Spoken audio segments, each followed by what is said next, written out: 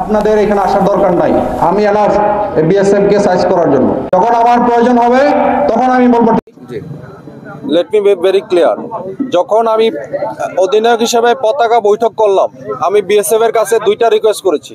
সেটা হচ্ছে, যেহেতু ভারতীয় জনগণ বাংলাদেশের বিরুদ্ধে উস্কানি দিচ্ছে, এই ভারতীয় জনগণ সীমান্ত এলাকা থেকে সরিয়ে নেওয়ার জন্য, এবং শূন্য লাইনে বিএসএফ এর অতিরিক্ত জনবল মোতায়েন ছিল, এই বিএসএফ এর অতিরিক্ত জনবল মোতায়েন সরানোর জন্য। আমার রিকোয়েস্ট কিন্তু 5 মিনিটের মধ্যে ভারতীয় বিএসএফ এবং তাদের জনগণ আমার রিকোয়েস্ট শুনেছে। ইন দি কাউন্টার পার্ট, আমি বাংলাদেশের জনগণ যারা ছিল, মেম্বার এবং চেয়ারম্যান এবং গণ্যমান্য ব্যক্তিবর্গ, আমরা সবাই মিলে আমাদের বাংলাদেশি জনগণকে রিকোয়েস্ট করেছি যে তোমরা সীমান্ত এলাকা থেকে সরে যাও, এই মানুষের ফসলের ক্ষতিকরণ।